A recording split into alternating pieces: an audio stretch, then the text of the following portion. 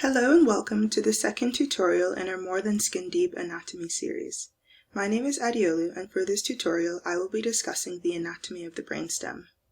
I will start off with a clinical scenario of a brainstem stroke, then take a deeper look at the anatomy of the brainstem and its vasculature, before returning to apply this anatomy to the localization of brainstem strokes. First, I would like to make a quick disclaimer that Medsoc and SurgSoc take no personal liability for any inaccuracies within this presentation. Students are advised to check their course learning objectives for further details. All images in this presentation are original or referenced at the end. The learning objectives of this tutorial are to appreciate the external features of the brainstem, to identify the key internal features of the brainstem as well as their function, to understand the vasculature of the brainstem, and to relate this awareness of the vasculature and structures of the brainstem to the clinical presentations of different brainstem strokes. Now on to the clinical case. This is Esther. She is a 70-year-old lady presenting to A&E after her husband noticed she had a collection of unusual symptoms. On examination, doctors discovered that Esther has right-sided facial numbness, right eyelid droop with a constricted pupil, a hoarse voice and deviated uvula, and loss of pain and temperature sensation on the left side of her body. Esther was given a CT angiogram and was diagnosed with an ischemic lateral medullary stroke, also known as Wallenberg syndrome. She was treated with IV alteplase and dual antiplatelet therapy, which included both clopidogrel and aspirin. Now let's take a closer look at the anatomy of the brainstem. The brainstem is divided into three segments. The midbrain is the most superior, directly below the forebrain. The midbrain is the smallest of the three regions, as it is 2 centimeters in length. It travels through the opening in the tentorium cerebelli. The pons is in the middle and is the largest part of the brainstem. Pons is Latin for bridge, as it is mainly comprised of nerves that connect the cerebrum to the cerebellum. Then there is the medulla, which is the most inferior. Its inferior margin is marked as the origin of the first pair of cervical spinal nerves. This occurs just as the medulla exits the skull through the foramen magnum. The medulla is approximately 3 centimeters long. Now we will discuss the external anatomy of the midbrain. The cerebral peduncles are the main feature of the anterolateral aspect of the midbrain. They are separated anteriorly by the interpenducular fossa. Posterior to the cerebral aqueduct you have the tectum. Inferior to the pineal gland, the tectum is comprised of the superior and inferior colliculi. The superior colliculi are involved in direct eye movement, while the inferior colliculi have an auditory role. So the internal anatomy of the midbrain. The anterior aspect of the midbrain is comprised of the crus cerebri. The two most clinically relevant tracts that run through the crus cerebri are the corticospinal tract and the corticobulbar tract. These are motor tracts that control movement. Then posterior to the crus cerebri is the substantia nigra. The substantia nigra is important for motor planning as it is the processing center of the basal ganglia and is impacted in diseases like Parkinson's. Posterior to the substantia nigra is the tegmentum. The tegmentum houses many important structures like the red nucleus. The red nucleus is important for the fine-tuning of movements. Posterior to the red nucleus is the medial longitudinal fasciculus, also known as the MLF. This is a connection point for the ocular cranial nerves, and a lesion in this region causes intranuclear ophthalmoplegia. Posterior to the MLF is the periaqueductal gray matter, which surrounds the cerebral aqueduct. The cerebral aqueduct is part of the ventricular system of the brain. The third ventricle drains into the cerebral aqueduct, which then drains into the fourth ventricle. 2 cranial nerves originate from the midbrain. Cranial nerve 3, the oculomotor nerve, arises anteriorly between the cerebral peduncles. Cranial nerve 4, the trochlear nerve, arises posterior-inferiorly to the colliculi. The function of all the cranial nerves will be discussed later in the presentation. Next, we will be discussing the anatomy of the pons, starting with the external features. Anteriorly, various cranial nerves are visible, from cranial nerve 5, the trigeminal nerve, to cranial nerve 8, the vestibulocochlear nerve. Cranial nerve 5 is on the lateral aspect of the mid-pons. Cranial nerve 6 is at the pontomedullary junction. Cranial nerve 7 is at the cerebellopontine angle, and cranial nerve 8 is at the same angle lateral to the 7th cranial nerve. Posteriorly, the pons is connected to the cerebellum via the middle cerebellar peduncles. Removing the cerebellum, the 4th ventricle is visible posteriorly, which is the final ventricle of the ventricular system. Next, the internal anatomy of the pons. A unique feature of the pons is the pontine nuclei responsible for coordinating movement. Other features of the pons from anterior to posterior include the corticospinal tract, involved in movement, the medial lemniscus, which is connected to the dorsal columns of the spinal cord and carries vibration and proprioception information, the middle cerebellar peduncle, and the 4th ventricle. Now the external anatomy of the medulla. Anteriorly, there is the anterior median fissure. Immediately lateral to this is the ventrolateral sulcus, and lateral to that is the posterolateral sulcus. The pyramids are swellings between the anterior median fissure and the ventrolateral sulcus, and the olives are swellings lateral to the pyramids.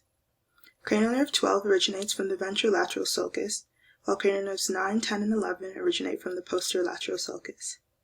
Posteriorly, the medulla is largely obstructed by the cerebellum. The posterior median sulcus is in the midline, bordered by the fasciculus gracilis and cuneatus.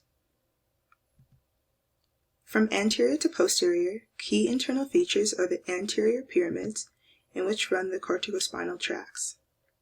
Posterior to that is the medial lemniscus.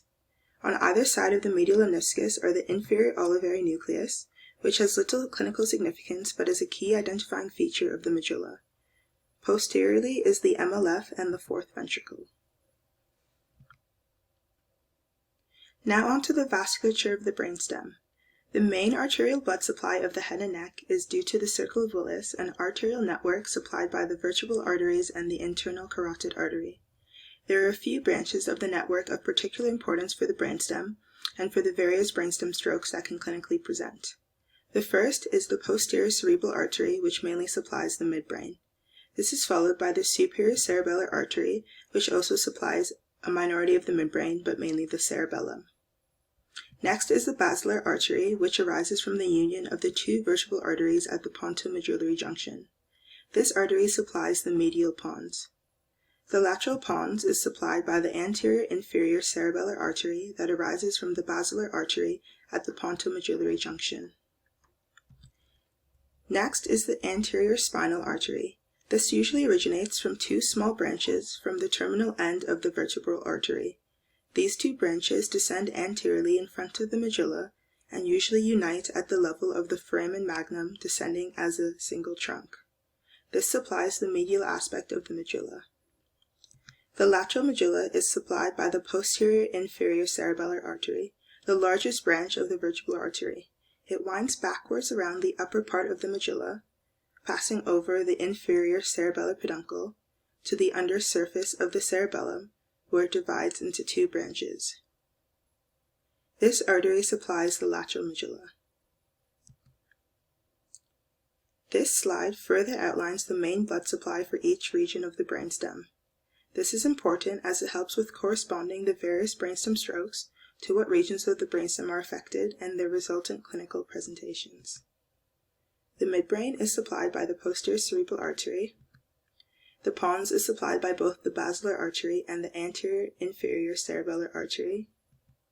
And the medulla is supplied by the anterior spinal artery and the posterior inferior cerebellar artery. Now let's return to the case and Esther's symptoms. In order to localize the clinical presentation of brainstem strokes to the midbrain, pons, or medulla, you can use the cranial nerve deficits that the patient may have. There are 4 cranial nerves above the pons, with 2 in the midbrain, 4 cranial nerves arising from the pons, and 4 cranial nerves arising from the medulla. For example, For a midbrain stroke, a patient may present with an eye that is down and out due to deficit of the oculomotor nerve, cranial nerve 3. In the case of Esther, she presented with a hoarse voice and uvula deviation signifying a lesion in cranial nerve 10. This localizes her symptoms to a medullary stroke.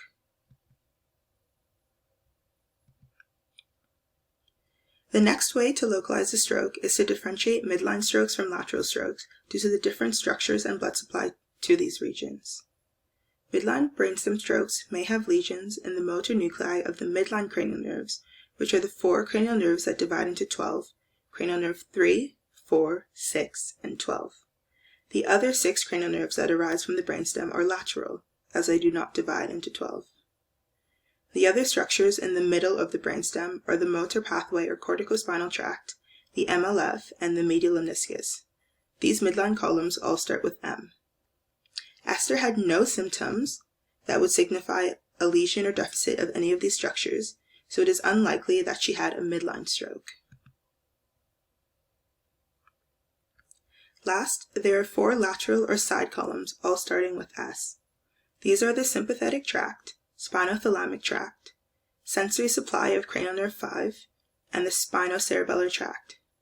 Esther presented with symptoms of sympathetic deficit, as she had a Horner syndrome evident in her constricted pupil and droopy eyelid. She also had facial numbness and loss of pain and temperature sensation on the contralateral side of the body. This signifies that she likely had a lateral stroke. Pulling together what we have just covered, it appears that Esther had medullary symptoms due to her hoarse voice and deviated uvula, and lateral brainstem symptoms due to her Horner syndrome and loss of sensation. This signifies that she had a lateral medullary stroke due to blockage of the posterior inferior cerebellar artery. Now let's recap the importance of anatomy. It's important to know the internal features of the brainstem, as these are structures that can be damaged in strokes and help localize brainstem strokes to midline or lateral based on the patient's symptoms. The Circle of Willis is important as it helps identify which vessels supply the brainstem and can cause brainstem strokes if blocked. The cranial nerves are important to understand as they can help in localization of brainstem strokes to the midbrain, pons, or medulla. This slide shows my references. The Gates 2005 publication in particular was essential for the production of this presentation. Please check out our handout in the description box below for a summary of everything we talked about, alongside extra information and questions to help with your revision.